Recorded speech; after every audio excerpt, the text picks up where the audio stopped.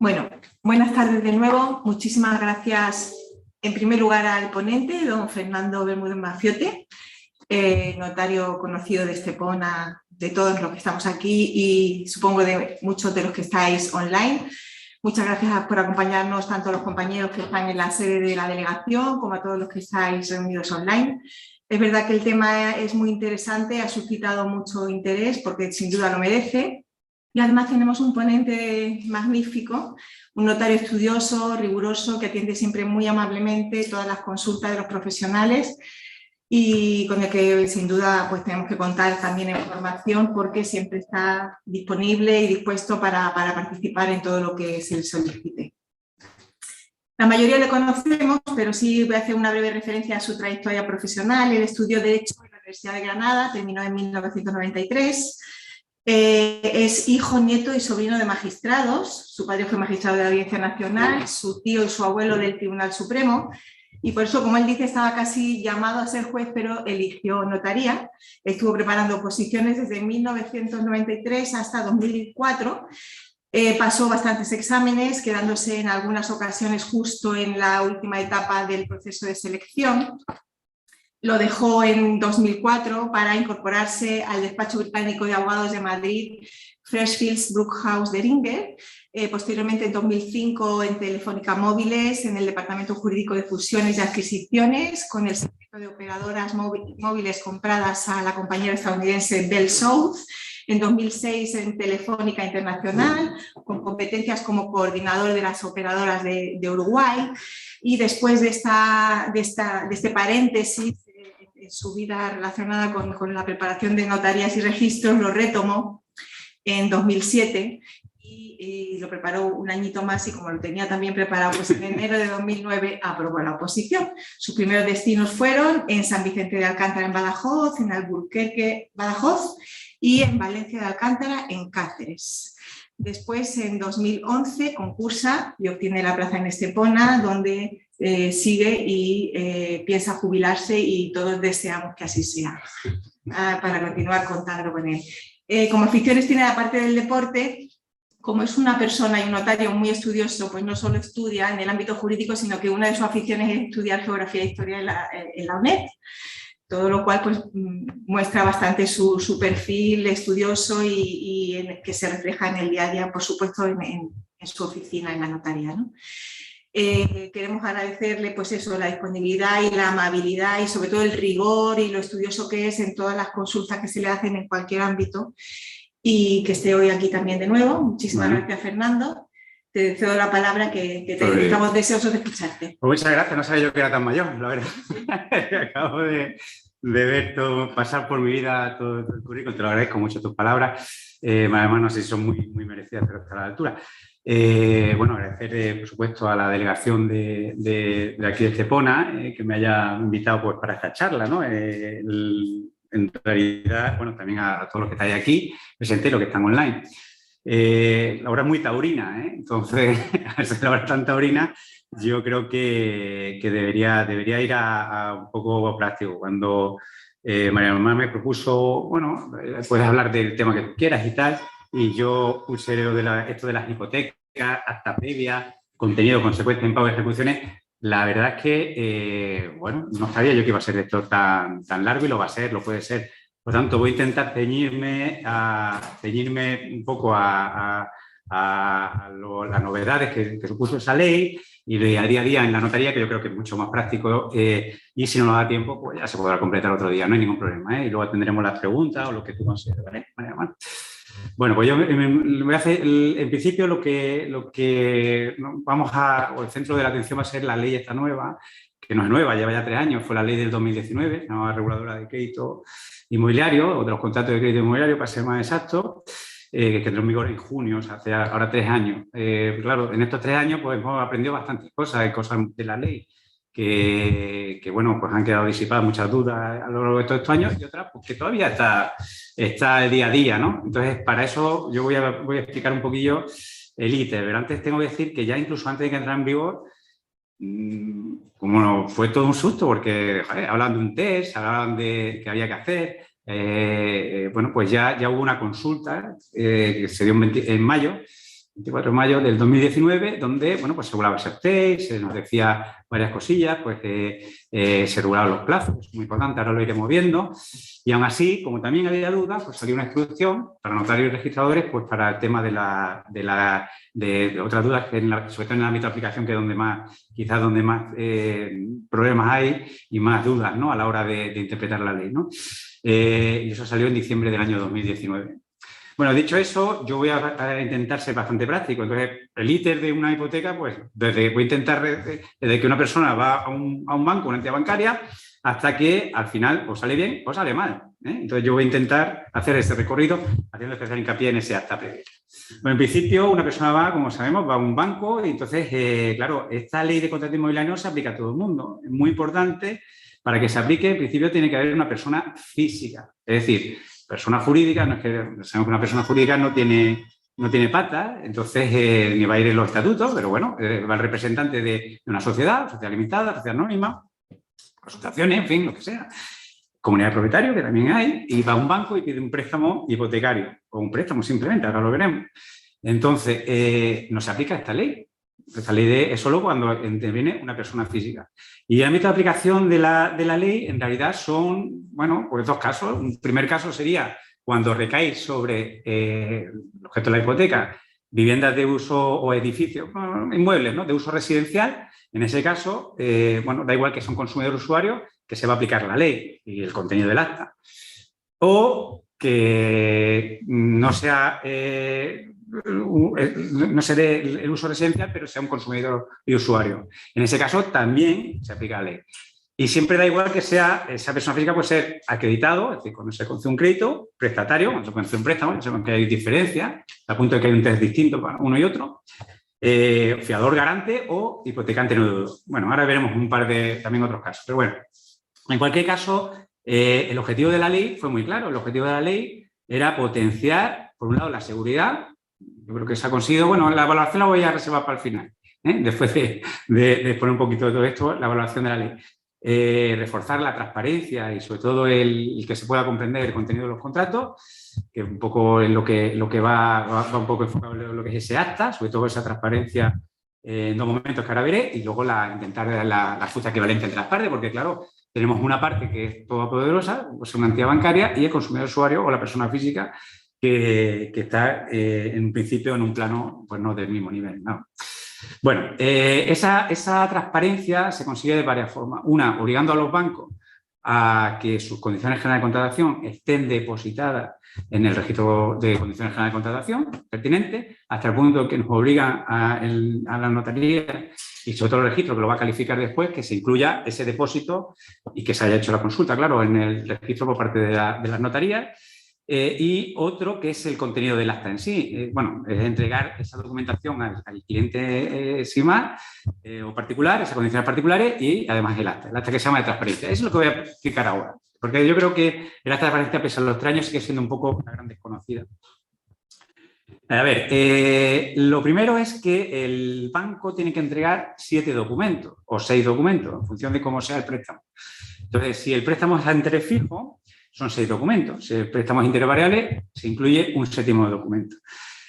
Eso se lo entrega al banco y el cliente firma la entrega. Ahora ya se hace casi todo online, se puede hacer online, no hay ningún problema. Lo que es importante es que el banco, esa documentación, la cuelgue en la plataforma notarial. Nosotros lo decimos por signo, lo que se llama el sistema integrado de gestión del notariado. Una vez que nosotros recibimos esa documentación, aquí es muy importante los plazos, muy, muy importante. Es decir, como hay un periodo de 10 años, perdón, 10 años, sería demasiado, ¿no? 10 días de reflexión, en Cataluña son 14, pero bueno, 10 días, ¿no? De reflexión, claro, no se puede firmar la hipoteca, normalmente va a acompañar una venta, ¿no? Previa, una venta y una hipoteca, no se puede firmar antes de que transcurran esos 11 días. Primero no lo contamos. Es decir, si la entidad cuelga esta información en el día 1, se puede firmar la hipoteca 1 más 11, el día 12, pero no se puede firmar antes. Y el acta se hace en medio, no se puede hacer el mismo día. Como mínimo, el día de antes, pero no se puede hacer el mismo día. Eso ocurre que a veces bueno, hay clientes que es que tengo que ir 2 veces al notario, efectivamente. Se trata de asegurar un poco. Ya estaba antes, ¿eh? Lo que pasa es que antes eran 3 días y por la experiencia sí puedo decir que recuerdo un par de personas que se pasaran, normalmente se hacía todo el mismo día. O sea, no había ni reflexión ni nada, sino que se llegaba bueno, no es que fuera la regla general, pero sí pasa muchas veces que a lo mejor se quedaba a las 10, no se firmaba hasta las 12 porque faltaban cosas y tal, y cuando llegaba la hipoteca, pues, en realidad la gente lo que quería era firmar y irse, ¿no? A pesar de que se iba a abrir 30 o 40 años por un banco. Bueno, pues todo eso quizás la ley lo haya solucionado, pues,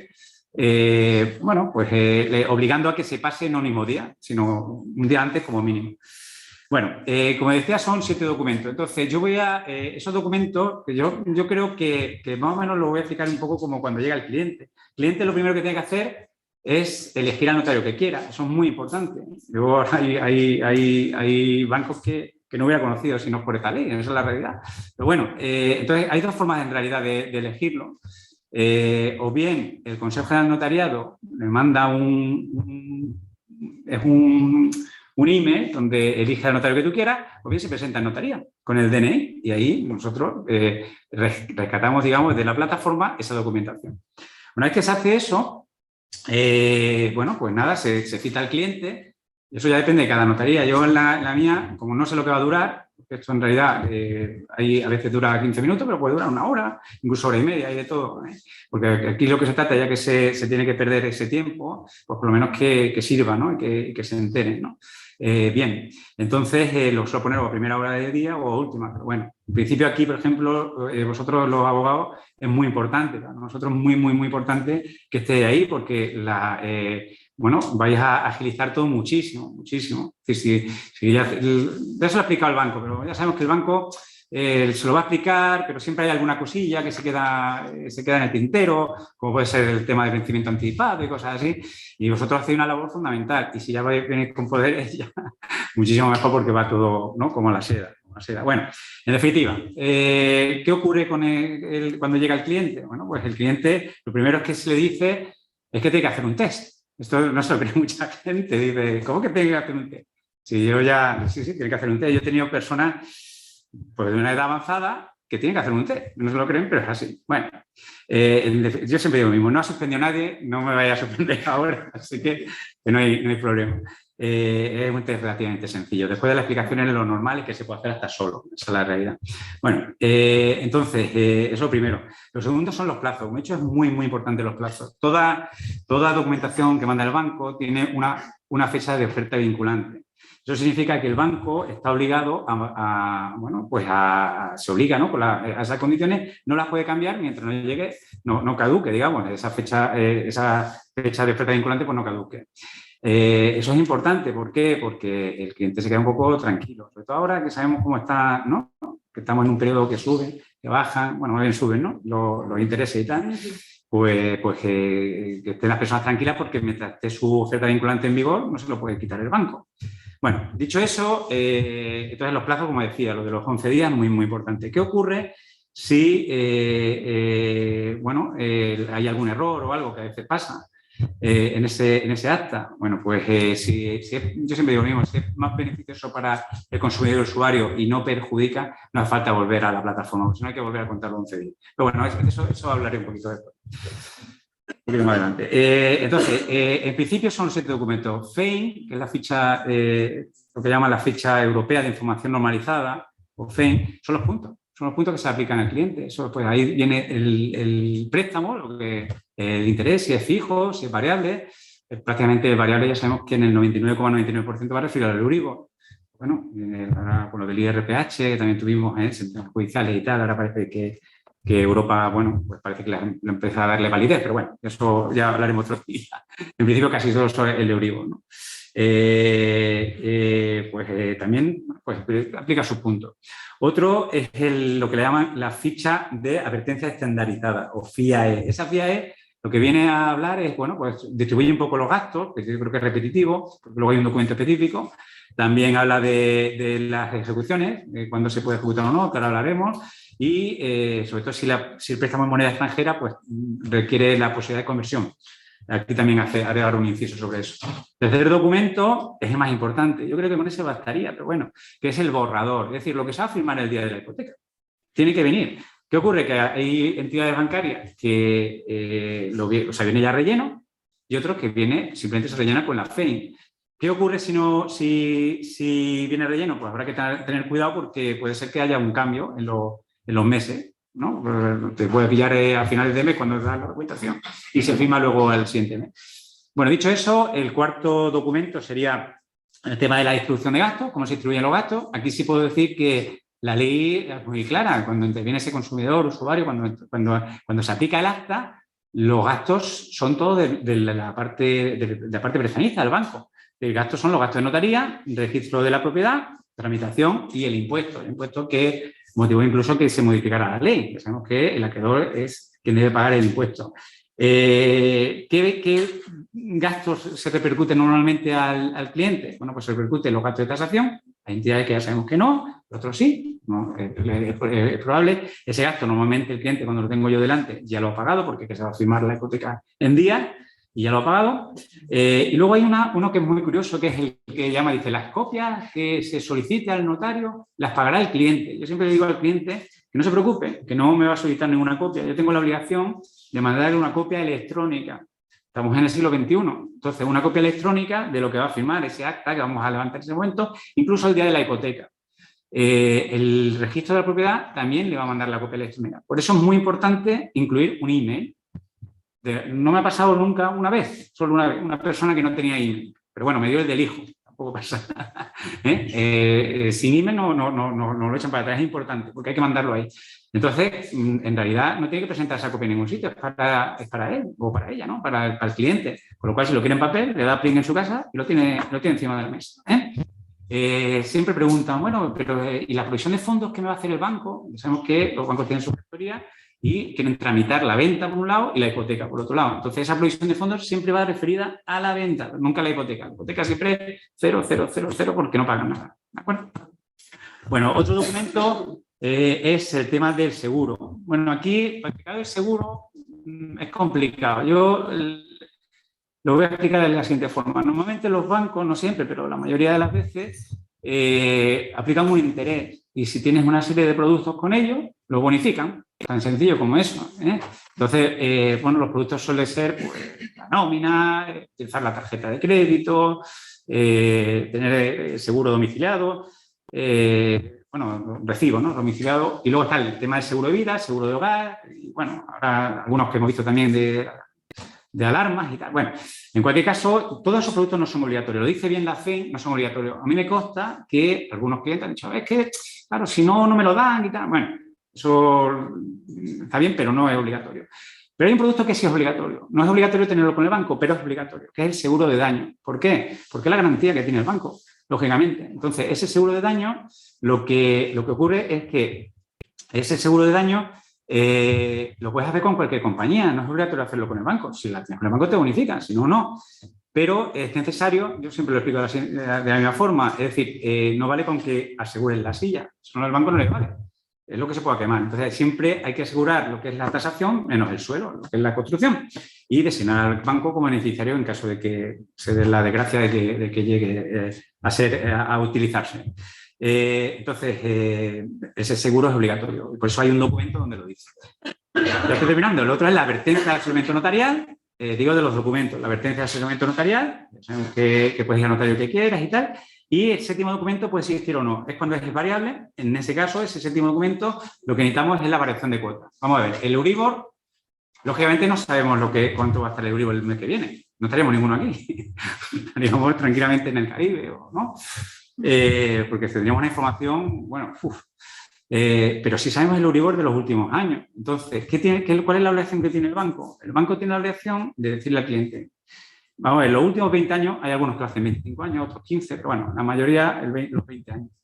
Me tienes que decir qué cuota hubiera pagado con el Euribor más alto, en el año 2008, 5 y pico, por ahora exactamente, pero 5 y pico, el más bajo en esos 20 años, que fue el año pasado. Pues, habría pasado tiempo, pero en febrero del año pasado. Fue 0,5, no sé cuánto, y la media. Y con eso te haces una idea. Entonces, pues, se dicen las 3 cuotas al cliente y se hace una idea.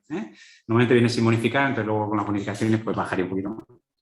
Bueno, dicho eso, con esa documentación, pues al cliente se le explica todo eso. Una vez que está explicado todo eso, el cliente tiene que hacer el test. Entonces, el test es muy sencillo, bueno, muy sencillo.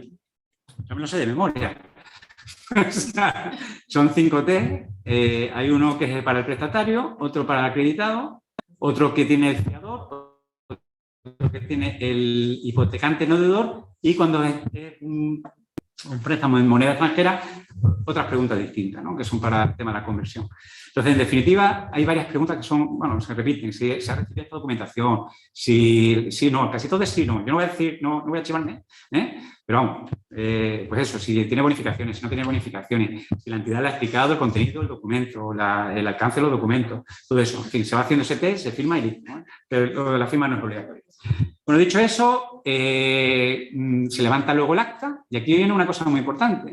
Vamos a ver, a veces nos preguntan, ¿esto del acta a quién beneficia? ¿Beneficia a los notarios? ¿Beneficia a la sociedad? ¿Beneficia al cliente? ¿Beneficia al banco?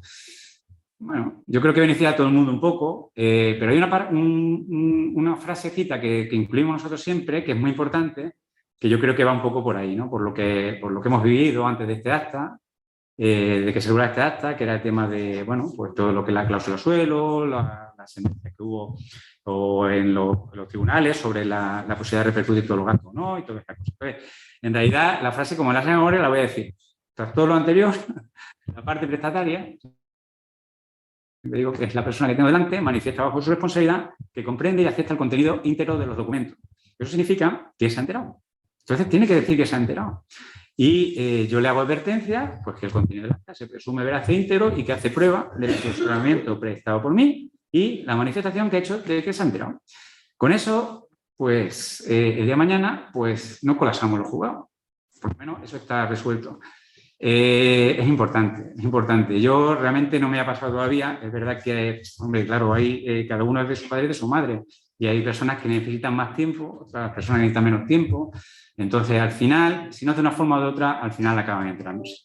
Cuando el tema hay un fiador por medio, que suelen ser personas mayores, que suelen ser los padres y tal, pues en definitiva tienen que darse cuenta de dos cosas. Una, que van a responder de esa deuda, como sabemos lo que es un fiador, en caso de que no pague, por lo tanto, tiene que ser al hijo o la hija, mi recomendación.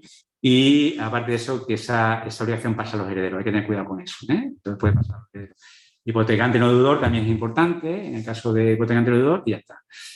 Bueno, la principal duda que ha planteado durante estos 3 años ha sido el ámbito de aplicación, como he dicho, hasta el punto de que se ha regulado. Entonces, en este ámbito de aplicación, lo primero que se pregunta muchas veces, oiga, es que vamos a firmar una póliza, no vamos a firmar una hipoteca, sino una póliza.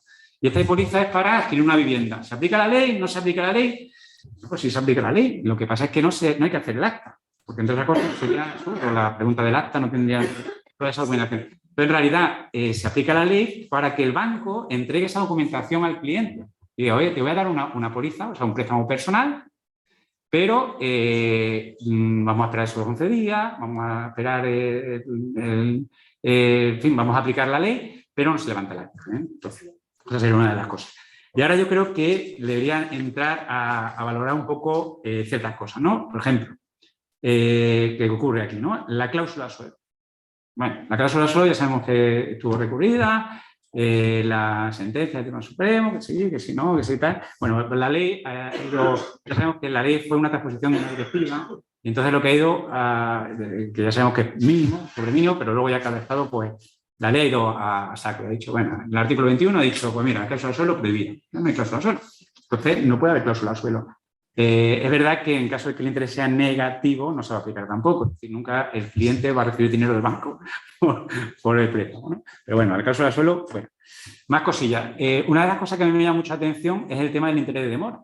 Es decir, yo creo que todo ha beneficiado al cliente, excepto eso. O sea, ya sabemos que jurisprudencialmente salió en el año 2015, no recuerdo mal, primero para las pólizas y después para los préstamos hipotecarios, se dijo que el interés de demora iban a ser 2 puntos más el interés ordinario. Y todavía se ve. Sin embargo, la ley dice que son 3 puntos. Ese es el interés de demora. 3 puntos más el interés que tú tengas. Sin bonificaciones, muy importante. Siempre lo digo al cliente. Podrás ser hasta el presidente del banco. Pero como tú estés de demora, no te van a aplicar ni una bonificación. Entonces son 3 puntos más. ¿Qué ocurre? Que nosotros lo hemos aplicado alguna vez en los notarios. Nos ha llegado la minuta y nos aparecen, por ejemplo, 2 puntos menos. bueno, pues ha aplicado y la Dirección General de Registro Notarial, que ya no se llama así, pues ha dicho que no. Entonces, son 3 puntos. Son 3 puntos, pues ya está. A mí me llama mucho la atención, que es una cosa que quiere beneficiar al cliente, al consumidor usuario, porque no se puede. Entonces son 3 puntos más. Eso seguramente será objeto de modificación o de crítica o lo que sea, pero igual que más cosillas, ¿no? Bueno, otra cosilla importante, suele venir también. ¿Qué ocurre? Se puede adelantar dinero. Siempre hay. Eso viene regulado por ley. La ley se dice que si se adelanta dinero, pues depende de que sea un préstamo fijo o un préstamo variable, se aplica una comisión o no se aplica una comisión. Esto es lo más difícil de explicar. Yo siempre digo, cuando llega aquí, lo más difícil de explicar. ¿Por qué? Porque se hace a través de una fórmula aritmética que, pues, con los swap y no sé cuánto, es complicado. Entonces, yo siempre lo intento explicar de otra forma. Yo lo que digo es lo siguiente. A ver, si vas a adelantar dinero, si estamos en un préstamo de interés fijo, el máximo que te dice la ley es que si lo hacen los 10 primeros años, pagas un 2%. Es decir, si adelantas 1.000 euros, pues serían 20 euros, el máximo. El máximo. Pasado esos 10 años, sería el 1,5, serían 15 euros, en mi ejemplo. Si es variable, se puede optar. Se puede optar o 0,15 los 5 primeros años o 0,25 los 3 primeros años. Y a partir de ahí ya no hay comisión. Bueno, para que el banco te pueda cobrar la comisión, yo no sé si voy bien de tiempo, ¿no? Sí, no, bueno. Sí, bueno. Para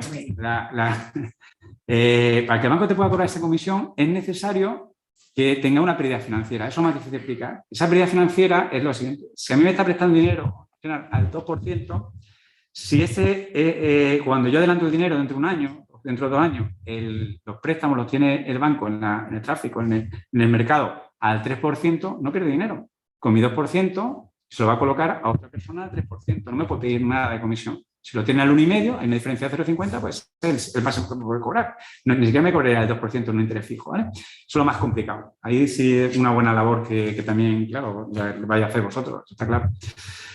¿Qué más cosillas? Así que yo puedo hablar de cosas así, pues el tema de los gastos y los impuestos, ya sabemos que se lo he hablado, que todos los gastos y los impuestos son para el cliente, eso ya sí lo hemos hablado. Y luego hay alguna cláusula por ahí que suelen meter los bancos, que puede ser dudosa, que seguramente será objeto de revisión. De momento la dirección pues, lo ha mantenido, como por ejemplo el tema de que haya un mínimo para adelantar, o sea, 300 euros, ¿no? Yo he visto hasta mínimo de 1 euro, bueno, que menos de eso. Me refiero a adelantar lo que dicen los ingleses in advance, ¿no? Vencimiento anticipado, lo que estaba hablando ahora. Pues eso es dudoso. En realidad la ley no lo prohíbe y por lo tanto se está aplicando. Penalizaciones también algo dudoso. Y bueno, un poco todo eso. De este ámbito de aplicación también tenemos que tener en cuenta lo que es el tema del COVID. Lo que ha pasado con el COVID, ha habido muchas moratorias, entonces que se han intentado, bueno, pues dejar periodos de carencia y cosas así. Entonces ahora se está pasando por la notaría y tal. Entonces, en principio, esto está fuera del acta. No es necesario el acta, entre otras cosas, porque no tiene mucho sentido, precisamente por el tema del COVID, que tenga que ir a ofrecer la misma persona. Entonces queda fuera del acta. Y ya está. ¿Qué ocurre? ¿Qué más cosas ya puedo decir aquí sobre el acta? Pues ya he dicho que se aplica a los préstamos. Hay una cosilla que es importante también criticar, pero la verdad es que nos lo están exigiendo. El tema de la vivienda habitual. Cuando están hipotecando la vivienda habitual, ya sabemos que aunque sea privativa, por el artículo 1320 del Código Civil, el caso es que tiene que venir el cónyuge a consentir.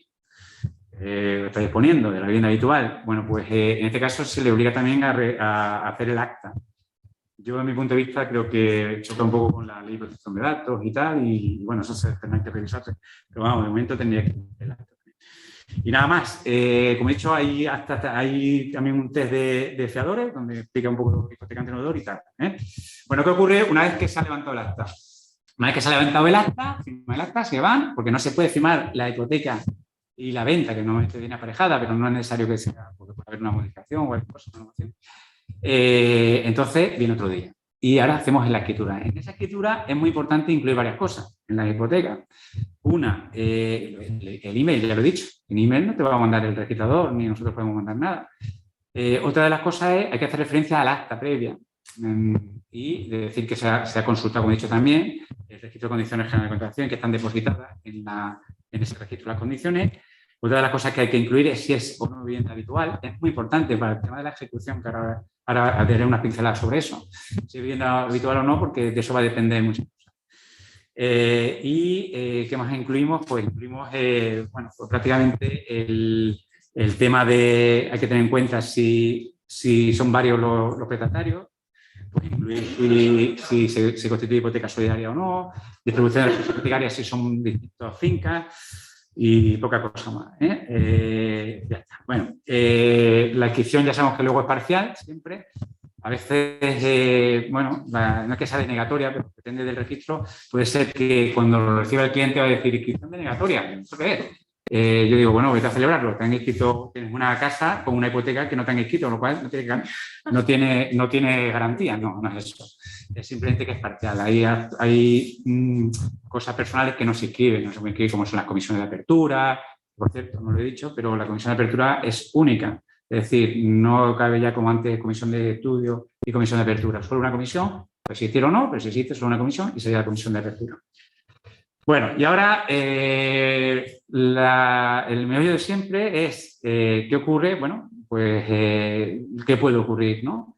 En principio vamos a ir a lo bueno y luego acabo con lo bueno es que, bueno, pues se cumplan los 20 años, 30 años, lo que haya pactado el cliente, o antes si paga anticipadamente. Ya sabemos que le va a cobrar comisión, solo si tiene pérdida financiera, lo que he dicho y tal.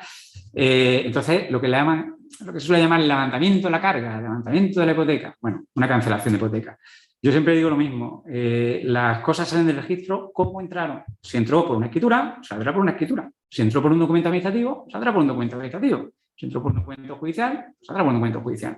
La escritura de la hipoteca entra por una escritura de hipoteca. Luego va a salir con una escritura de cancelación de hipoteca. Esa escritura de cancelación de hipoteca, ahí tenemos que tener mucho cuidado. ¿Por qué? Porque a veces está en ejecución. Entonces, la aquella persona que, bueno, ha tenido y tal, la está pagando, el acreedor se ha cansado y ha estado una ejecución. Bien judicial, extrajudicial, que ahora haré una breve pincelada porque yo creo que se me va a ir el tiempo, si no. Y te vas a encontrar con que, bueno, esa persona ha podido encontrar un comprador que va a utilizar parte del dinero para pagar al acreedor y cancelar la hipoteca y, bueno, está todo, en la notaría está todo preparado.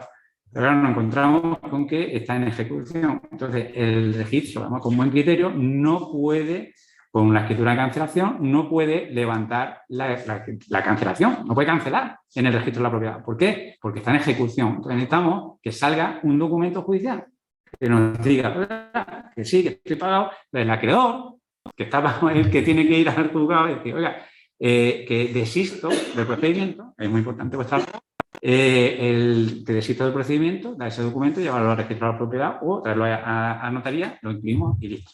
Igual ocurre con los embargos que puede haber, pero en este caso sería, si entra por un certificado de patronato, pues es el patronato el que lo tiene que pedir. Bueno, dicho eso, levantamos la carga. Yo siempre digo lo de la carga que a día de hoy, yo no sé, dentro de 30 o 20 años, a día de hoy no lleva hipoteca, serían los gastos de notaría de registro y la tramitación siempre la lleva alguien y punto. No tiene muchas más cosas. Y ahora nos vamos al tema de la ejecución. Bueno, lo que es importante entender que en la mayoría de los casos, bueno, yo creo que el 100%, yo no recuerdo, mira que está en la ley hipotecaria, si no recuerdo mal, estudiaba eso, está del año 44, por ahí. Siempre responde el cliente o el deudor, responde con todo su bien, presente o futuro, siempre. Eso de que responde con el bien hipotecado es que yo no las he visto. El artículo 140 de la hipotecaria. Yo no la he visto, pero bueno, existir existe. Es como en fin, hay que hacer, pero bueno. Entonces, en definitiva, responde con todo tu bienes presente y futuro. ¿Eso qué significa? Hay una creencia, o ha habido una creencia, yo por lo menos lo he detectado en la notaría. Hay personas que llegan y dicen, yo le pido un préstamo al banco, si le puedo devolver bien, si no puedo devolver el banco, bueno, yo le entrego la casa, he hipotecado y me voy. Digo, no, eso no funciona así, se llama dación en pago. La dación en pago te la tiene que admitir el banco. Es verdad que en los tiempos lo hemos visto, que se han admitido y tal. Y si te lo admite, a ver, queda poquito por pagar y el banco tampoco se quiere meter en todo este jaleo de las ejecuciones, le puede costar y tal. Porque el banco no es el director o el que está allí, ¿no? Con una cosa etérea ahí. O efectivamente, que, como digo, queda poco por pagar, o simplemente tiene unos ratios, los bancos tienen unos ratios que no pueden tener mucha morosidad. Si no, ya sabemos que el Banco de España puede intervenir en la entidad. Y es preferible, ellos prefieren sacar al cliente Lo saca el cliente y de esos datos y tal, y le perdona. Ojo con eso, No pasa nada, pero puede tener repercusión fiscal.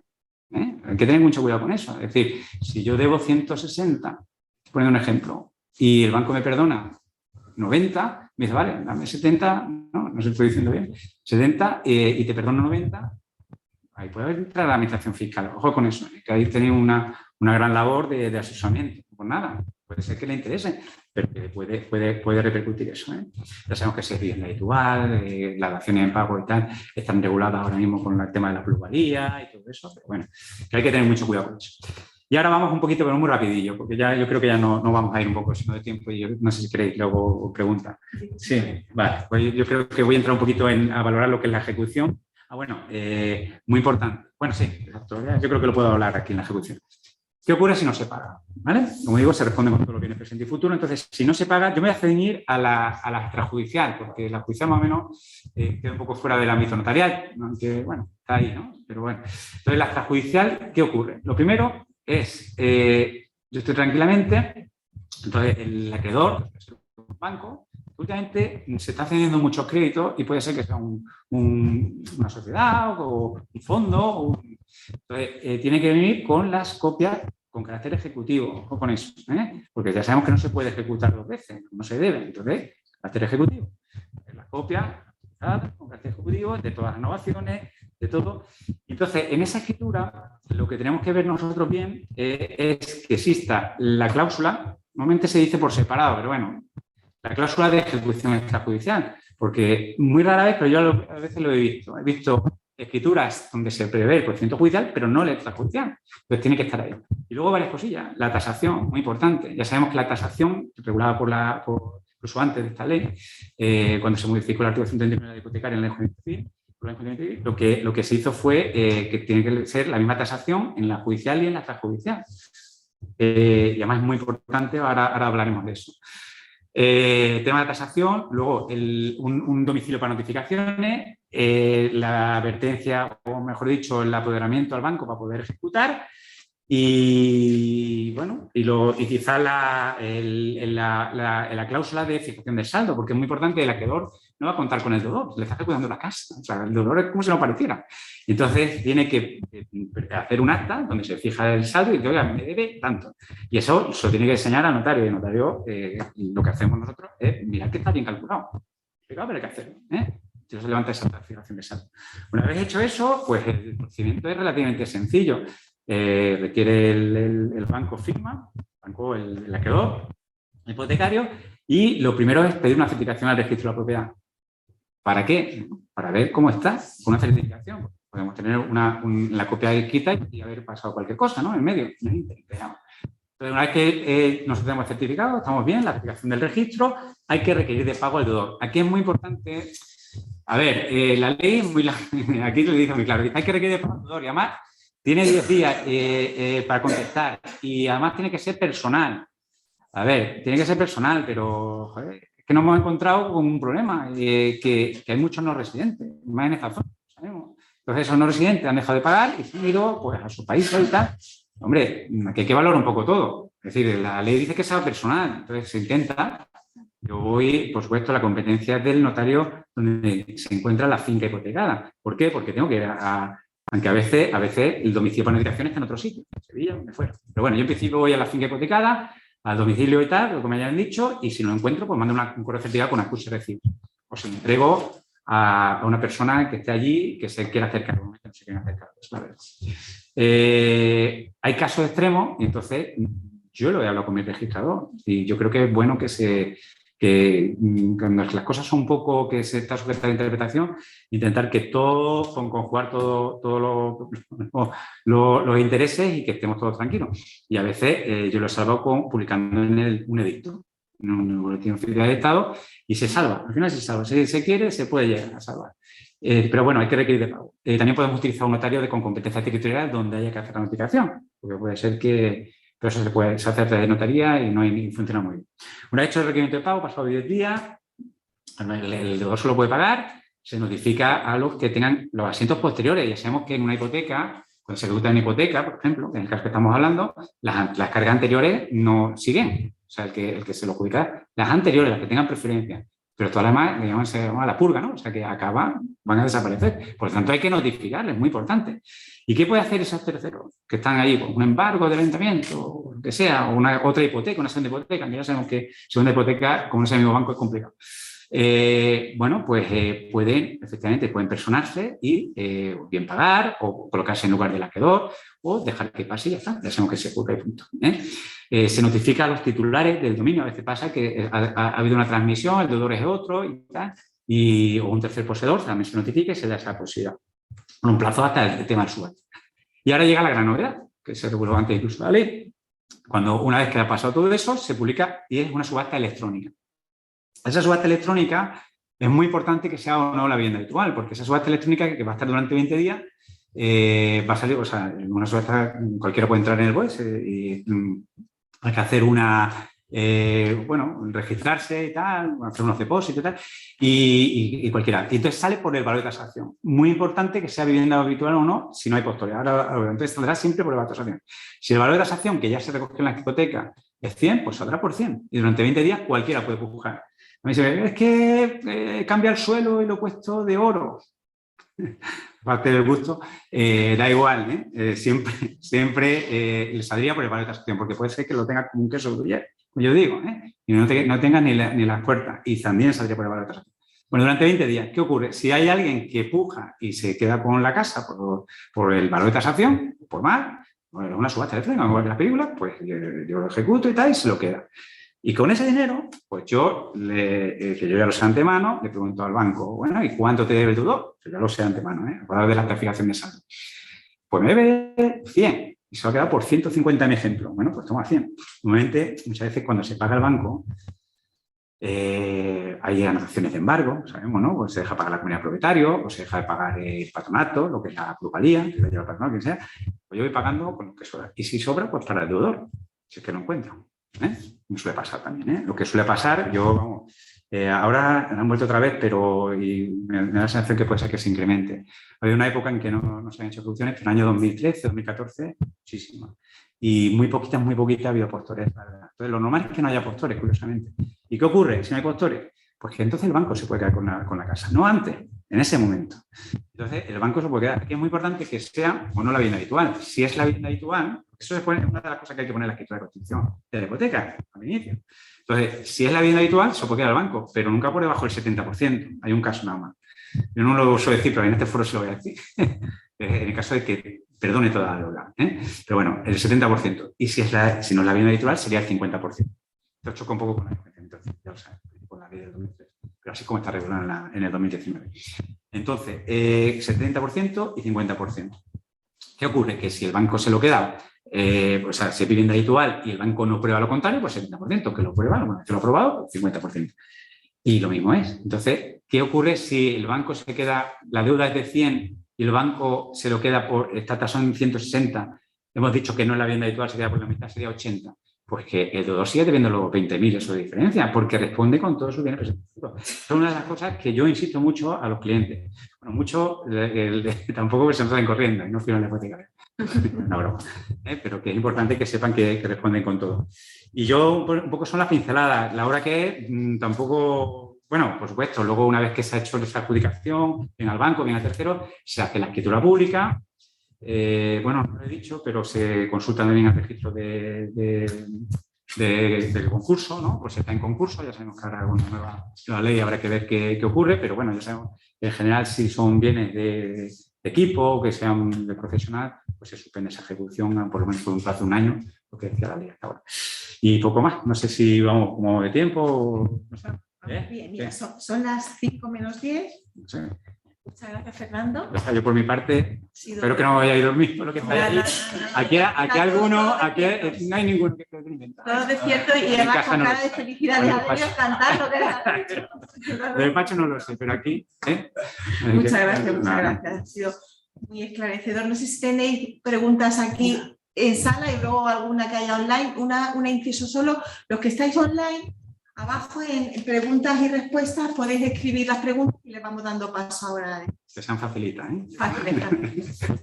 Fernando, cómo es que un notario, una vez que se ha adjudicado, se ha titulado adjudicatario, la toma de posesión de la finca. Eso se pide judicialmente. Eso es Sí, Perdón, es que no sé si me ha escuchado la pregunta. Pregunta Sí. al compañero que cómo ¿Qué se hace cosa para es? la toma de posesión de la finca. Efectivamente, la posesión interina que la puede pedir el acreedor, con que esté previo o después, igual que si hay un lanzamiento, sabemos en el mundo que estamos, puede ser que nos encontremos con ocupas o alguna cosa así, solo se puede hacer judicialmente.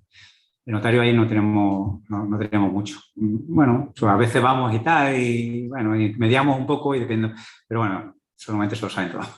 Así que judicialmente hay que explicarlo. ¿Alguna pregunta más aquí? Vale, voy a dar paso a las preguntas que tengo online. Me voy a mover un poquito porque el ordenador no se quiere mover. ¿Vale? Voy yo. Y ahora...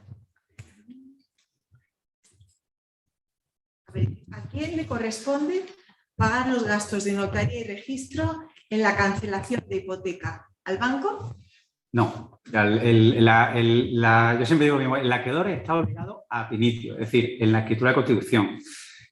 Pagar notaría, pagar registro, siempre la hipoteca, pero en la cancelación no. La cancelación queda fuera de lo que está regulado en la ley y por lo tanto es el cliente.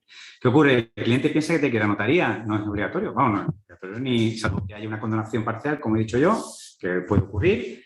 Si simplemente se va a dar una carta de pago y va el banco. Si fueran los deudores tendríamos la notaría llena, ¿no? De todos los deudores. Quiero cancelar mi hipoteca. Entonces viene el acreedor y firma el documento diciendo que ha recibido el pago y que hay que cancelar la hipoteca. Entonces ya ahí lo que tienen que tener en cuenta normalmente los clientes son los gastos de notaría, que eso va por el principal que se pidió en su momento, pero está bonificado en 70% en la ANCED, y el registro, o sea, es poca cosa, no suele ser mucho. Y que no lleva impuestos. A día de hoy, yo siempre digo a día de hoy, es decir, a ver, no es obligatorio porque uno puede tener una casa con una hipoteca, es decir, para que desaparezca esa hipoteca del registro de propiedad necesario, lo más difícil, siempre digo que es pagarle al banco. Una vez que está pagado al banco, a veces es difícil, hay que decir al banco, pásate por una notaría. Claro, vete por una notaría. Ha sido difícil porque con la fusión de bancos que ha habido, te puede encontrar el banco Pepito y ahora busca quién ha fusionado el banco Pepito. Pero bueno, y el tercero, lo más fácil es llevar esa escritura, que sería de cancelación de hipoteca, al registro de la propiedad. En principio, solo como el cliente tiene que tener en cuenta los gastos de notaría, registro, la tramitación, salvo que lo haga la misma persona, y la comisión bancaria que te puede cobrar el banco, que también puede ser, o por lo menos permitirte la certificación de pago, ¿no? De económica cero. Muy bien. Bueno, además de unas preguntas, hay felicitaciones. Hombre. Muchas gracias, fantástico, muy interesante y que les ha parecido muy interesante y que nada de dormirse, que no se Bueno. Me alegro, pero va a quedar por la hora, sí. Esta preguntita, ¿el seguro obligatorio de daños del inmueble lo soporta íntegramente el prestatario? Claro, esto es lo que un poco yo no conozco ninguna minuta que no lo diga. O sea, como todo es negociable, pero si todos los bancos al final te están diciendo que el seguro... Es verdad que el seguro lo puedes hacer en otra compañía. No es obligatorio que sea con el banco, pero es el prestatario, sí. Aquí hay que tener cuidado también, porque puede ser que esos prestatarios... bueno, iba a decir que si pertenece a varios, o un usufructuario o no propietario, pues ya depende de quién no. Pero en principio el banco, no conozco ninguna que el banco pague el seguro.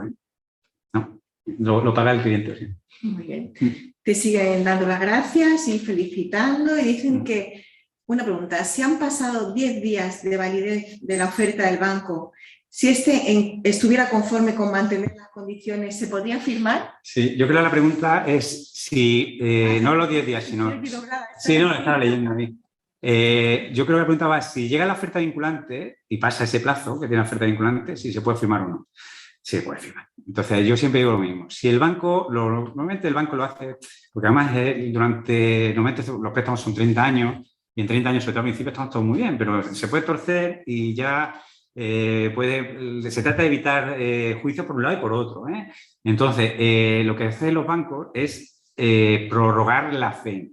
Yo le digo a los bancos, esa prórroga de FEM no lo hagas de la plataforma, porque entonces empieza es decir, no quites la operación de la plataforma y mete otra, porque entonces empieza a contar de nuevo. Eso es que deja rastro, ¿verdad? Aunque muchas veces me han dicho, por favor, que tengo que firmar. Yo llego a firmar un sábado, algunos lo saben.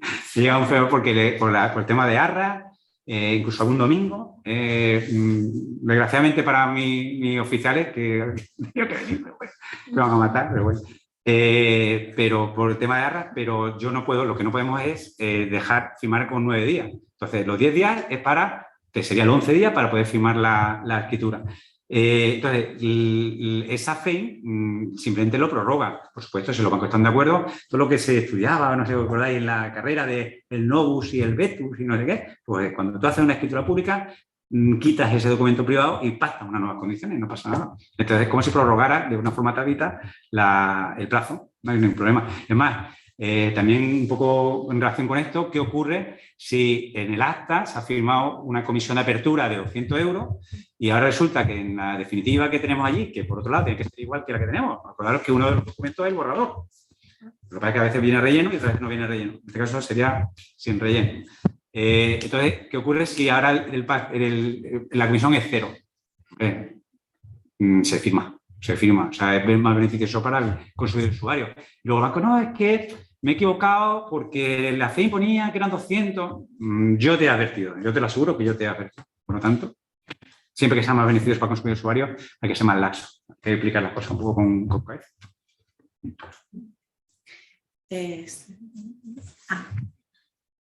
¿Los acreedores posteriores inscritos en el registro de la propiedad pueden pedir el embargo del sobrante? Los acreedores posteriores inscritos En el registro de en la propiedad pueden pedir el embargo del sobrante. del sobrante. Hombre, si sobra, En caso sí. de que haya. Sí, claro, si sobra, sí. El problema es que no sobre. Claro, si sobra no hay problema. Claro, es lo que yo he dicho. Es decir, imaginaros que llega la hipoteca y es lo que he dicho, si normalmente se deja de pagar el banco, muchas veces deja de pagar la comunidad de propietarios, deja de pagar el patronato, entonces si va sobrando dinero tú vas pagando, claro, todo esto vas pagando porque ellos van a pedir sobrante. Pero vamos, no, muy rara vez, muy rara vez. Puede ocurrir que haya sobrante, pero muy rara vez. Vale, en relación con la pregunta anterior del plazo, Sí, bien. preguntó a la compañera qué pasa si el día 10 es festivo. Pasa al siguiente. Pasa al siguiente abril, claro. Sí, se aplica ahí la regla general, a la ley posterior, sí. Pero acordar que no son 10 días, que son 11, porque el primero no cuenta, entonces, y son un periodo de reflexión de 10, es al 11. Yo en vez de poner 1, digo del 2, si nosotros recibimos esa documentación el 2, en la plataforma notarial, el día 3, 2 y 11. Sumamos 11 al día de... Al día que sea. Sí, una pregunta. En cuanto al acta de transparencia, ¿qué ocurre si la vivienda de protección oficial? ¿Se le explica en el acta de transparencia? Muy buena pregunta por el tema de subvenciones y todo esto. Muy buena pregunta. No ocurre nada. No ocurre nada, me explico.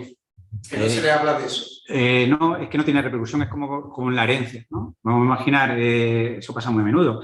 La vivienda de protección oficial es para que vivas allí. Y ahora resulta que las personas que viven allí, que todavía están en el plazo de VPO, pues han fallecido.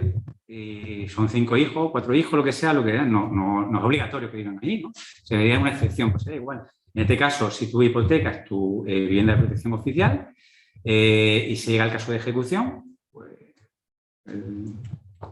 ahí entiendo que tendrías que tirar para adelante, o sea, no tendría más remedio. Es decir, tener una VPO no significa que tú no tengas un inmueble que no sea de tu propiedad.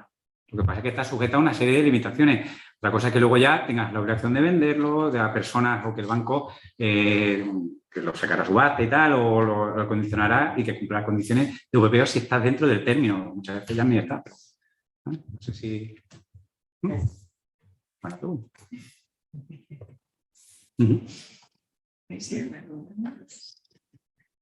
Bueno, parece que no hay más preguntas. Habrá sido claro, clarísimo. Bueno, pues nada, pues muchas gracias. ¿Qué opinión le merece? Porque me lo pasó una compañera y hace una barbaridad. Una entidad financiera en que aprueba una hipoteca y le puede firmar el FEI por ambas partes, deudor y entidad financiera. Quieren firmar, la sucursal quiere firmar, y bueno, el abogado en este caso se hizo solicitar que ya no pide yo la notaría que hemos prefijado para firmar. Y llega una carta diciendo que se estudiaron con la hipoteca, que no solo he hecho sí. Después de hecho el acta. pues la opinión es Perdona, clarísima. Fernando, que le interrumpa, Sí, claro, para claro. que los Sí, claro, compañeros claro. que están online, sepan qué pregunta se ha hecho. Mm. Pregunta un compañero que un caso en concreto entre el prestamista y el prestatario, firma en el fine, está todo de acuerdo, sigue para adelante la operación y en el transcurso posterior a la firma del fine, el banco dice que no se aprueba el préstamo porque no es solvente el Sí, he prestatario. hecho un estudio y está denegado. A ver, en principio el banco no debe echarse para atrás. Si está dentro del periodo de oferta vinculante, no puede hacerlo. Es verdad que hay un caso, yo conozco es una de las cosas que se discute mucho, porque la ley se ha olvidado de eso. Se habla en el caso de vencimiento anticipado por falta de impago, eso está claro, ¿eh? Pero hay otro que sería por información, por ocultar la información al prestatario, que vienen todas las minutas, ¿eh?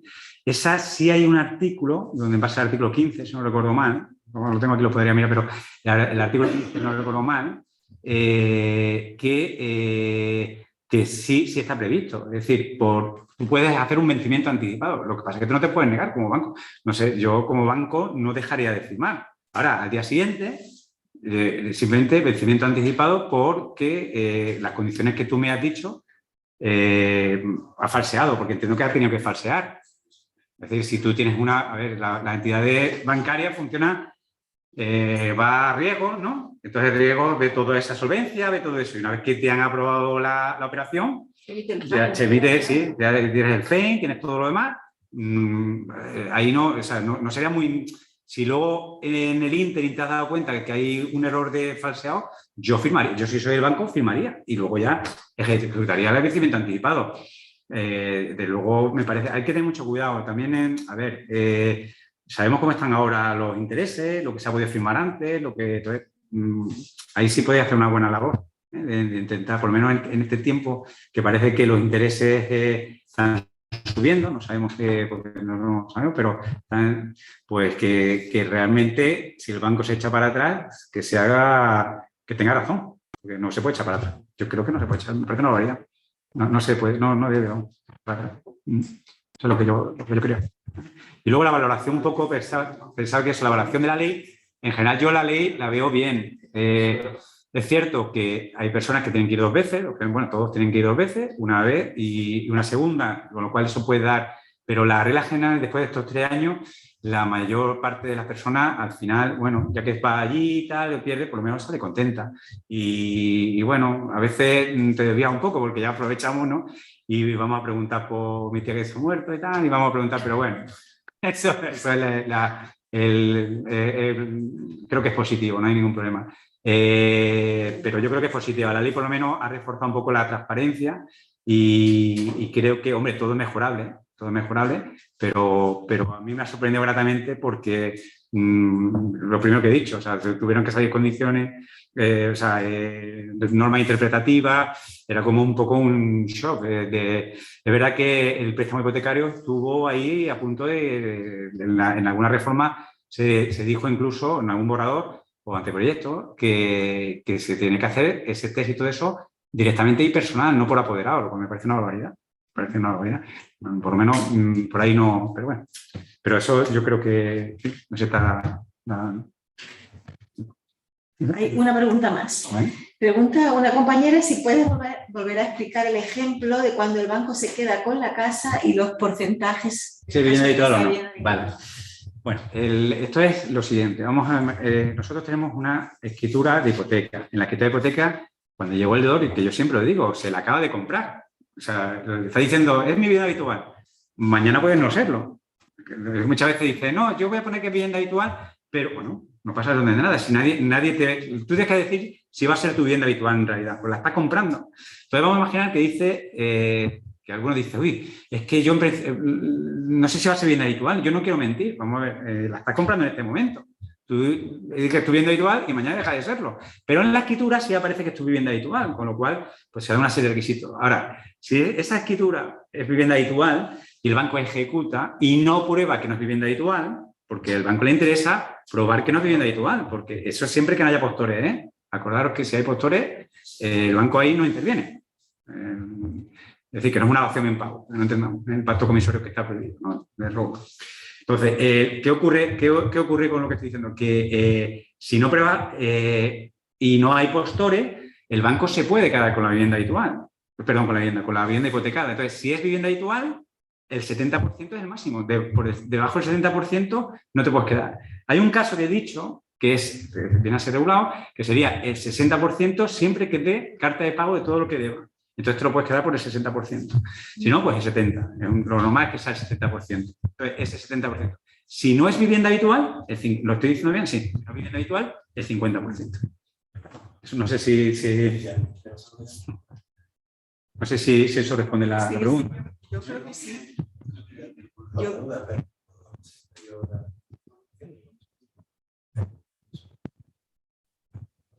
Ahí también otra cosa importante es cuando se hace lo de esta fijación de saldo, hay que tener cuidado porque muchas entidades lo que intentan meter es, ahí meten todo, cobertura, aunque no tenga cobertura hipotecaria, la comisión.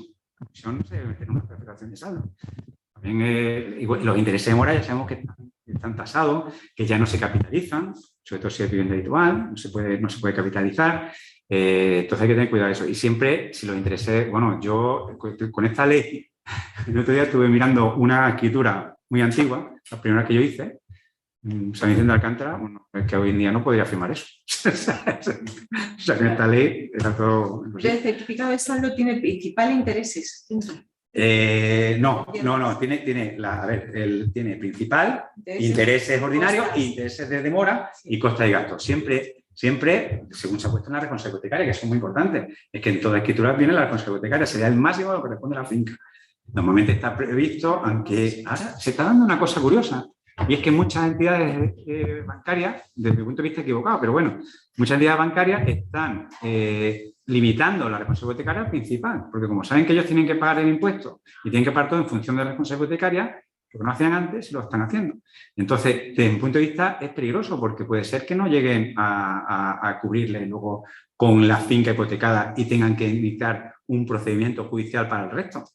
Entonces, hay que tener cuidado con eso, pero bueno, las entidades lo están haciendo para ahorrarse el impuesto. Yo he visto judicialmente, no sé si será una irregularidad o no, pero bancos adjudicarse por la deuda que daba, aunque fuera por debajo incluso del 50%. Hombre, sí, que eso ya estaría entonces en sede de acción en pago.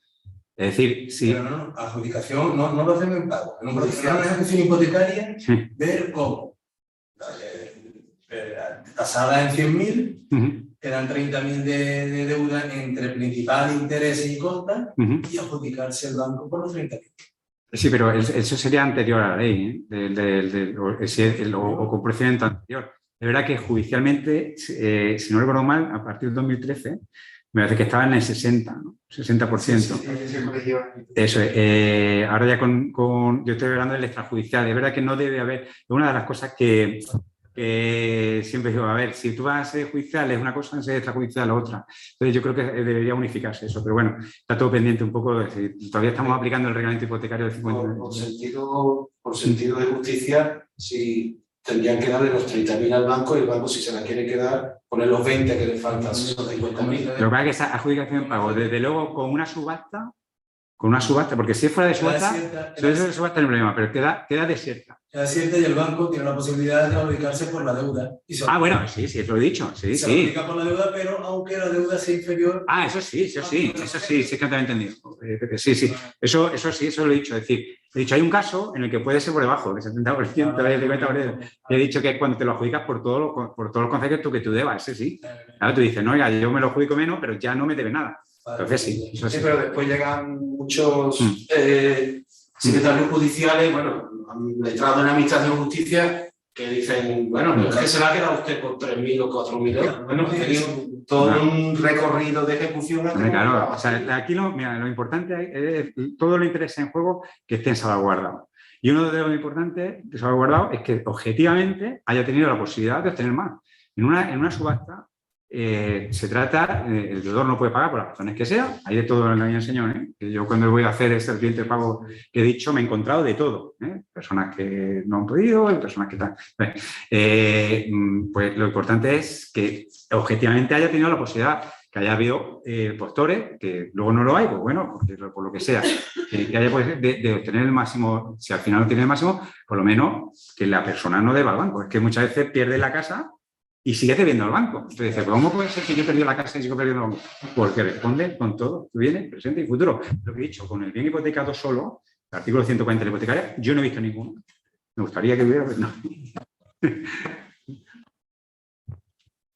Bueno, parece que hay alguna pregunta más.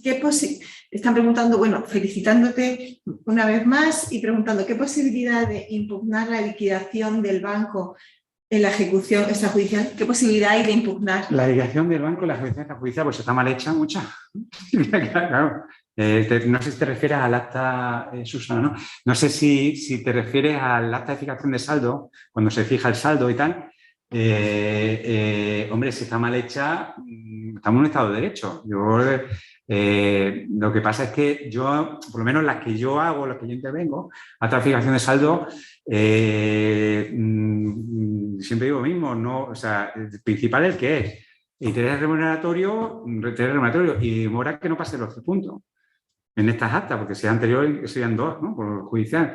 Y luego gastos de que no pase el 5%, que es lo que te dice la ley, con lo cual es difícil, ¿eh? Pero puede ocurrir. Posibilidades, como todo. Muchas veces David contra Goliat, pero en un juzgado lo sabéis vosotros mejor que yo. Eso es lo bonito, ¿no? De la carrera también. No, pero es extrajudicial. De impugnarle al notario. En la ejecución extrajudicial. La liquidación, pero claro, el problema es cuando, en qué fase, porque extrajudicialmente. Cuando le requiere el pago de los. El deudor, claro, sí, claro. Bueno, el deudor, a ver, las causas, yo no puedo, las causas están tasadas, ¿eh? Yo no puedo suspender por. Ahí lo que tienes que hacer es iniciarlo en un juzgado. Y si el juzgado, que a veces pasa, el juzgado te lo paraliza, te lo va paralizado. Pero las causas no son esas, las causas son que la hipoteca no esté escrita, que esté ya pagada, el tema del concurso, que existe un concurso, pero si no, tienes que ir a un juzgado. Pero el notario es el que se preocupa cuando va a requerir de pago y le dan la certificación de la deuda, es el que se tiene que preocupar de comprobar. Pero por supuesto, es decir, cuando yo hago la cédula de notificación, claro, imagino que será el mismo notario el que en ese momento dirá que usted no continuó con la ejecución porque yo en mi caso la acta al final acabo haciendo yo muchas veces. Acabo haciéndola yo porque claro, dice, no está mal, oiga, a mí me sale esto. Bueno, pues si sale esto, pues ya está, y muchas veces no, pero yo sí la miro. Entiendo que mi compañero no es lo mismo. ¿Te acuerdas de algún caso de por petición de impugnación, uno de los primeros que yo llevé? Y que al final no fue al juzgado. Se lo digo, pero no fue al juzgado. Claro, yo te digo, desde luego, judicialmente, cuando yo hago el requerimiento, tiene su posibilidad, por supuesto, tiene 10 días, puede hacer lo que quiera, pero yo no puedo suspender el procedimiento, sino por causas muy tasadas. Están en la ley, tampoco. Eso es eso, que no esté escrito, que el deudor pruebe que lo ha pagado. Oiga, es que yo lo he pagado, y está el documento, ¿no? Entonces, pero por el tema de impugnar algún acto o decir no estoy de acuerdo, nadie estaría de acuerdo. Lo hacemos juzgado. Entonces, ese juzgado, a ver, cuando antiguamente eran las 3 subastas, no sé si os acordáis. Antiguamente eran 3 subastas. A mí me llegó en la tercera subasta, tuve que parar una por un tribunal en Valencia. Me llegó el PAC diciendo que tal, pero ahí no tuve más remedio. Yo donde manda patrón no manda más dinero. Hijo de juez, ¿no? Pero bueno. Muy bien. Pregunta Susana también, las costas de la ejecución extrajudicial, ¿quién las paga? Vale, las costas de la ejecución extrajudicial.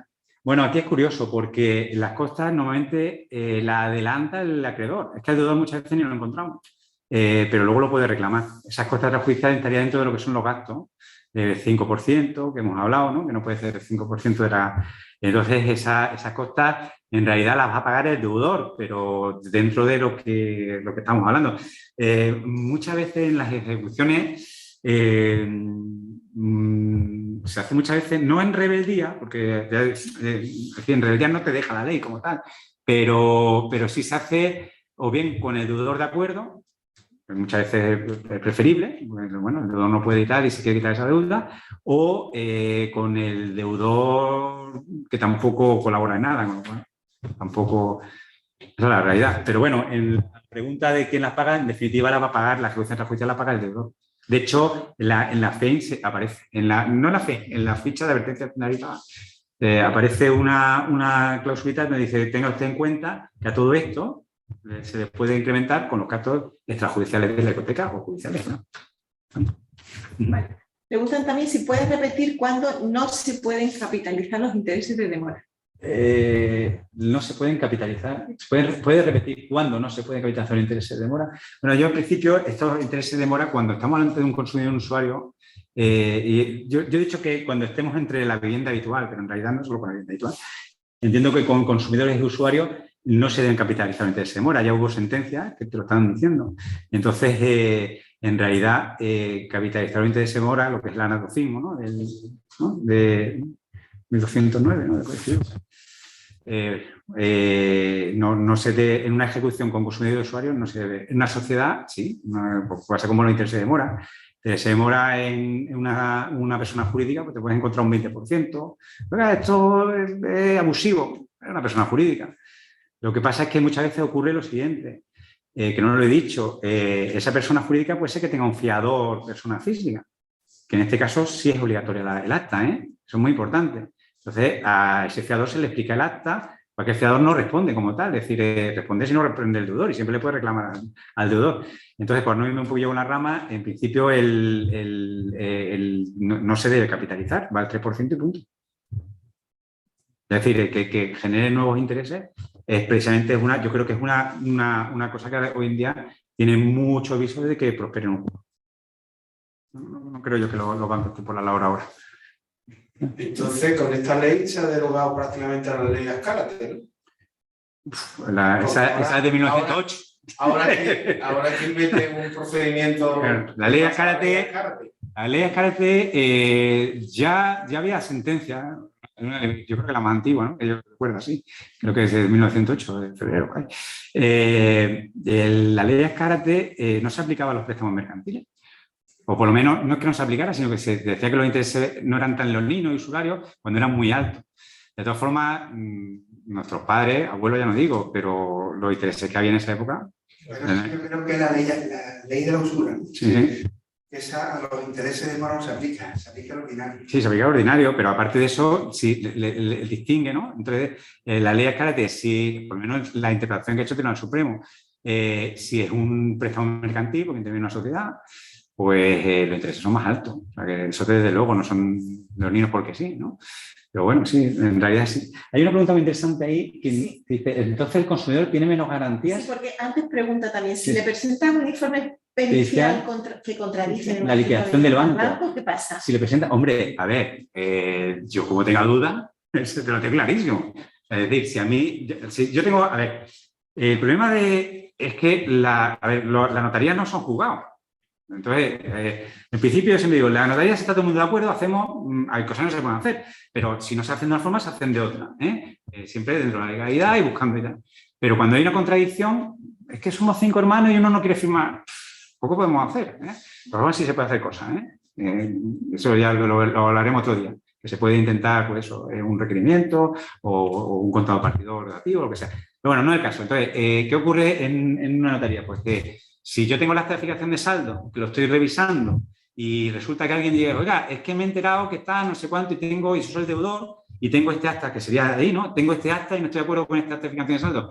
En un momento dado, si es obvio, oiga, es que es verdad, no me he equivocado aquí en la que se habla con el acreedor y que lo cambie.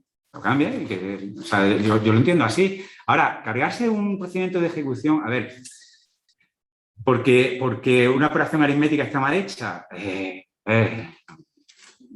yo no soy juez, pero entiendo que para un lado y para otro hay que ser objetivo e imparcial, es decir, es que hay de todo. Es que a los 6 años puede decidir. Claro, es que muchas veces dicen, no, es que el deudor, todos los deudores son buenos y todos los bancos son malos. Así no funciona el mundo, hay de todo, Yo me acuerdo antiguamente con los requerimientos de pago que había que claro, eso de interés de mora no se cortaba, sino que eso iba siguiendo cada día. Y intentaba, pues que no. Yo recuerdo una persona que estuve requiriéndole, vamos, hasta que me dijo, no hace falta que pongas tanto y tal. Pues si no fui 15 veces, iba a estar con el niño ya. Porque ya iba los sábados y los domingos para intentar requerir de pago y esta persona pues venía de viaje y tal. Que hay de todo, hay de todo. Y también se da el caso contrario, también hay mucho abuso por el otro lado, por supuesto que sí. Pero bueno, ahí se trata un poco de calibrar. Ahí vosotros hacéis una labor muy interesante, muy importante, que es ese filtro, que intentar, sobre todo porque vosotros, ¿qué voy a decir a vosotros en ese país, no? ¿El cliente siempre lleva razón o no? ¿O no? De todo, ¿eh? Eso, hay de todo. Bueno, la última pregunta es que es bastante interesante. A ver, ¿qué cumpleaños mi docente tenía hipoteca un interés del 15% a pagar en 3 años? No, pero antes estaba. Entonces, ¿el consumidor tiene menos garantías en la ejecución extrajudicial? ¿El consumidor tiene menos garantías en la ejecución? No entiendo por qué. Una pregunta. Sí, pero no entiendo por qué. ¿En la ejecución extrajudicial en relación al no consumidor o en relación al judicial? En relación a la judicial, creo que quiere. Al judicial tiene menos garantías. Bueno, se puede dar, sí, en algunos casos por los porcentajes. Yo entiendo que no tiene menos garantías. No debe tener menos garantías. En la justicia extrajudicial lo mismo, lo único por los porcentajes, un poco lo que hemos hablado. Que en un juzgado el acreedor se lo pueda quedar, pero es que en una extrajudicial puede ocurrir igual. Pero siempre y cuando nunca por debajo del 60. También o sea, la ley te dice que por debajo. Pero yo creo que eso está ya modificado también en la ley de enjuiciamiento civil. Sí. Es que, ¿verdad? Yo creo que estamos. Es que ahí no entro yo en el judicial. No soy un experto en eso. Yo creo que vosotros sois más expertos en eso, pero yo creo que se modificó también. De hecho, la idea es precisamente evitar esas ejecuciones por 1 euro, ¿no? Entonces, yo creo que no tiene menos garantía, ni menos ni más. El acreedor hipotecario le gusta la extrajudicial normalmente por una razón, pues tarda menos, más rápida, no por otra razón. No, entonces tarda menos. El deudor, hombre, puede ser más perjudicado porque si está en un juzgado, pues tarda más en definitiva, pero también es verdad que luego los intereses van corriendo, bueno, no van corriendo, pero tienen la deuda siempre ahí. No sé. Porque ya de vencida anticipada está vencida. Lo que pasa es que el documento está dentro de la casa. Sí, puede ser. Sí, pero eso puede ocurrir igual en una extrajudicial. Ya, por lo que estaba mucho hablando. menos la extrajudicial. Está aclarando Susana que su pregunta en cuanto a si está más o menos protegido el consumidor se refiere no al porcentaje, sino por los medios de oposición. Por los medios de oposición. Bueno, los medios de oposición son los mismos, lo que pasa es que tienes que ir a un juzgado. O sea, como he dicho, el juzgado me lo puede parar. O sea, que en realidad me lo puede parar, no sería la primera vez. Claro, entonces hay menos medios de oposición ante el notario. Pero lo de juzgado sigue existiendo, está en un estado de derecho. Ya, pero mientras yo presento, que luego un poco a lo mejor lo que puede Susana pensar, mientras yo lo presento en el juzgado decide, como tengas un notario rápido, te lo quita. Hombre, sí, no. Normalmente tienes, aparte de esos 10 días, tienes que dar los 30 días. Luego para la publicación en edicto, yo creo que te da tiempo, por lo menos. No sé cómo están los juzgados. No hay problema porque bajar. Sí, ¿no? Normalmente, no, aparte vosotros podéis hacerlo por el tema. No, yo ya veo el tono, ¿no? Irónico, ¿no? Pero bueno, yo entiendo que habrá un procedimiento que puedas, ¿no? Cuando no lo sé. Sí, pero imagino que el que se encuentra en ese caso, además de ponerse en el juzgado, preventivamente informar al notario. Hombre, a ver, la prudencia, alguna vez me ha pasado, ¿eh? La prudencia, tú ya vas acelerando más o menos en función de ver todos los intereses que hay en juego. Y normalmente, muy rara vez, pero normalmente si hay una mínima posibilidad de que te puedan impugnar un procedimiento, yo lo digo, y el cliente normalmente, no que el cliente sea el banco, pero el banco o lo para o el deudor, si lo encuentra, pues muchas veces no lo encuentra, el deudor también en un momento dado te puede decir cosas, oiga, que esto no sé cuánto, que voy a impugnar. En algún caso se me ha parado, o sea que a ver, es como todo, yo puedo acelerar o desacelerar de cómo considere yo que esté fundamentado, pero claro, no, es que yo no debo nada, es que eso es mentira, es que yo esa cláusula no la conocía, es que la cláusula, es que hay una cláusula suelo, son cláusulas abusivas, que eso ya lo puedes mirarlo. De hecho, lo que la jurisprudencia lo que te dice no es que te cargue el procedimiento, sino que la elimine. Lo que intentes el favor negocio, ¿no? Que entiende que tienes con el negocio. En realidad se puede dar el caso, pero pero en principio no, yo por lo menos no he tenido nunca un problema de ese tipo.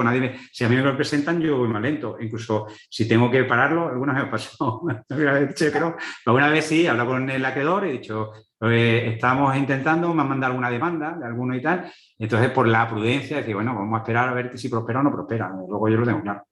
¿Conocen muchos bancos al judicial? Pues mira, en el año 2013-2014, muchísimo. Había también mucho en el juzgado. Acordaros que era una época un poco, ¿no? Con todo este tema de los desahucios y tal. Y hemos tenido una época muy buena, que no ha habido ejecuciones. Yo creo que en los últimos 5 años habré tenido 2 o 3, mucho. Y ahora, bueno, empieza ya un poco, por lo menos, a... Yo tengo algunas en la mesa. Como la libra siga en esta página, vale. Muchas veces, claro, en fin, no, son cosas que bueno, no son agradables. En eso, ¿no? Pero, hombre, al final, como todo en la vida hay de todo, pero bueno, en fin, son cosas que no son agradables, pero a veces, yo por ejemplo, en esa época de ejecuciones judiciales, muchos clientes que incluso aunque perdían la casa y tal, se iban contentísimos. Pero se iban contentísimos porque dejaban de pagar una deuda que era, no, que os voy a contar, si lo habéis visto. O sea, claro, unas tasaciones totalmente desproporcionadas, unos precios que se pagaba a lo mejor a 100 y ahora la casa ya valía 50, pero tú sigues pagando a 100. Y toda esta cosa que ha pasado y un poco la ley lo que ha tratado de paliar un poco esto. Yo creo que es lo beneficioso que tiene la ley. Bueno, Susana sigue comentando que el consumidor se puede ver un poquito desbordado y que si tiene que pedir abogado de oficio se le puede ir un poco... Bueno, no. Y sin abogado de oficio también comentan los compañeros, porque claro, ya donde estamos en sede judicial todo claro, es... Cada vez que ya en sede judicial, yo no soy un experto. Yo en verdad, vosotros sabéis que uno de mi objetivos como notario es intentar evitar, ¿no? Lo que siempre se decía, ¿no? A notaría abierta, juzgado cerrado y tal. Entonces, uno de los objetivos, pero siempre que se pueda, desde luego, y creo que es una labor fundamental la que hacéis vosotros como abogados, porque entiendo que, entiendo que el abogado que evita un pleito, creo que tiene más mérito que el que va a un pleito, ¿no? ¿No es algo así? Bueno, pero bueno. Ahí en el juzgado judicial me gané por golear. Pero hay otra acción, que el abogado que evita un pleito y encima cobra.